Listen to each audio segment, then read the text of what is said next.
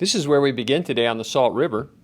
Olivia and I are just going to do a short 5-mile run and show you some of the hidden gems along this section of the Salt River. The water's running a little high this morning, and so we can put in a little higher up and wade out a little bit in the sand. But normally you wouldn't put in until you got out to where the pink kayaks are, and there's quite a bit of river rock out there, and that's normally where you put in. Join us as we explore and discover all the hidden gems along this section of the Salt River. Welcome to Hidden Gems of Nature YouTube channel. We're on Highway 202, heading north in the East Valley. We're going to exit off of Highway 202 at this exit, and then up here at the light, we're going to take a right. Make sure you're in the left lane as soon as you make the right, because you're going to make an immediate left, and then we're going to head straight out to the river. When I started kayaking this river about 15 years ago, there were only 1 or 2 cars in the parking lot, maybe 1 or 2 other people in kayaks or canoes on the river. Now, if you don't go early, it's pretty crowded. It's very close to the Phoenix metropolitan area, so it's handy, close, and a great place to get out and enjoy the outdoors. As we approach this 4-way stop, we'll actually go straight through to drop off our shuttle car and then head back to the east. Right now we're heading north. This is the parking lot for the takeout. It is a permitted area, so you want to be prepared with a permit to hang off your rear view mirror. As we come down off the saddle, we come to this 4-way stop right here. Have Olivia pan over to the 4-way stop, and make a right at the stop sign, head down to our put-in spot on the river. We're going to head across this bridge, which is actually going over the Salt River, and then less than a mile from the bridge we'll actually turn right into this parking area.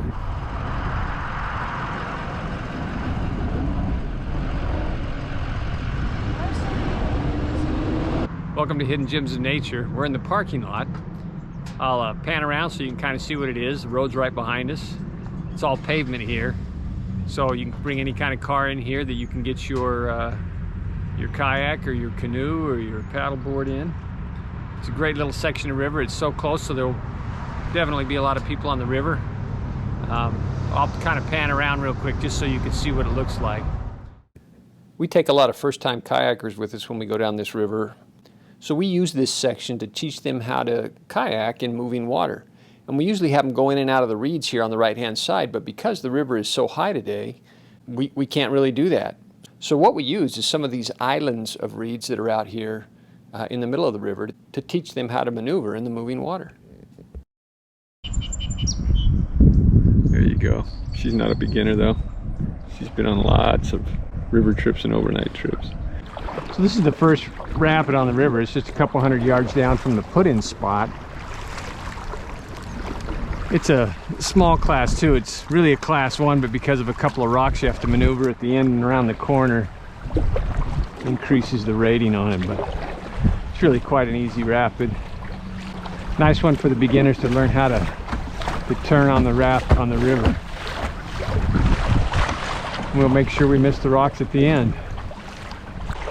There they are right there. One of them. Those rocks were completely submerged. I've always had 2 or 3 people flip on these rocks because they stay just below the surface. Over the years, there have been more and more fishermen on the river. They stock this river with trout, so you have trout, smallmouth bass, some carp, but in the recent years, they actually have fly fishing classes down here, so must be pretty good fishing. Usually this channel has 2 or 3 class 1 rapids in it. Here's a small class 1 here, but the river's so high this morning that the first rapid was completely covered. Nothing there but just fast water. It's moving pretty fast because it is so high. They're releasing a lot of water out of Swirl Lake. We'll see what that does for the class 2 rapid, because our next big rapid, our only big rapid, is the class 2 that's just a couple hundred yards downstream. Just so you can see how fast we are moving, I stuck the camera down underneath the kayak so you can see how quickly we're moving across the river rocks underneath us. Oh boy. Depending on the rains, this rapid changes every time. A few years ago there was a flash flood that brought a lot of sand and dirt down here, and this left channel wasn't even open. You had to run the right channel, and today the right channel doesn't exist. So we'll go down the left side. Used to be the left side was the shallow side, the right side was the good side. So here we go. So we'll miss the big section of this rapid. There's 4 large rocks at the bottom of the right side that cause a nice set of waves.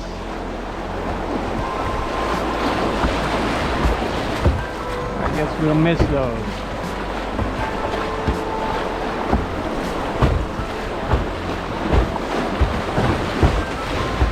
Oops. Should have missed that, but I didn't.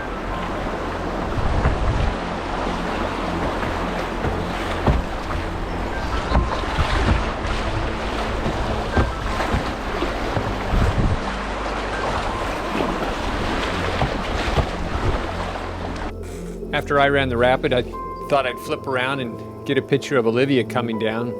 Usually I can jump off on the island and get some great shots of people coming down this rapid, but not today. River's running a little too high.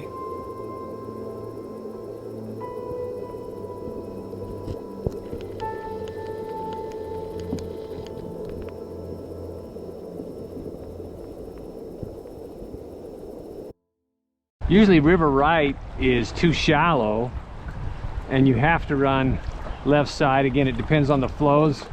This time, no problem for Olivia to run the right side because the water levels are high today. So you can run any section of this rapid you want without worrying about hitting.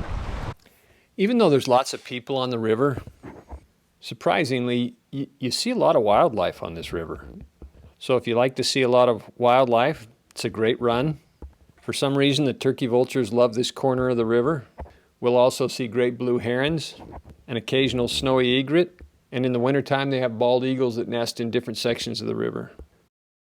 If you're interested in a real short run of just less than 2 miles, you can actually get out at this spot. It normally only takes about 35 to 45 minutes to get down here. Nice run if you come in the evening just before dark.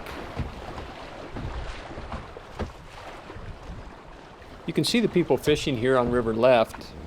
The next group of fishermen were about 200 yards down the river, and they actually pointed out some bighorn sheep on the river. I've run this river 40 or 50 times, and I have never seen bighorn sheep, so this was quite a treat for us this morning. We'll also see some other wildlife along the river that I'll point out as we go. Nice little class 1 here. It's a nice little wave train on it at the end, though. If you want to get wet, run right in the middle of it. If you don't, stay left.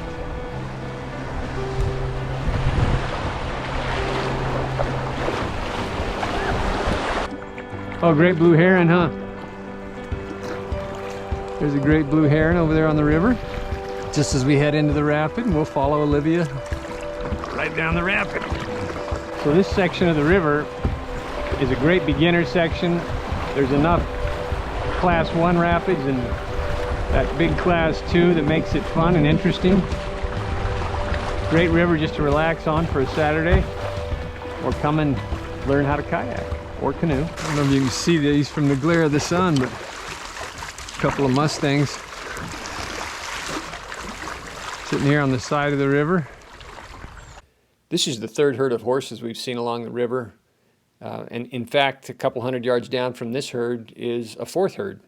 So if you enjoy seeing Mustangs, it's a great river to run.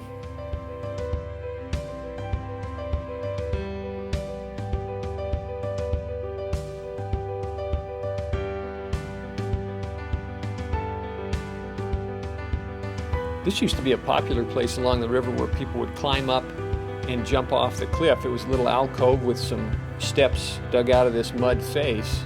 But over the years, the mud face has eroded and the steps are gone, but it looks like somebody's throwing a rope up there so you can climb up on the rope and still jump out. What's also neat about this section is that there's a lot of mud swallows on this wall. In fact, I'll get a few pictures. There's not as many nests this year as there have been in the past. Plenty of bird life and wildlife on this river. Olivia and I get this great view as we enjoy our last trip before I take her up to college. And there's plenty of signs along the way to show you the outspot.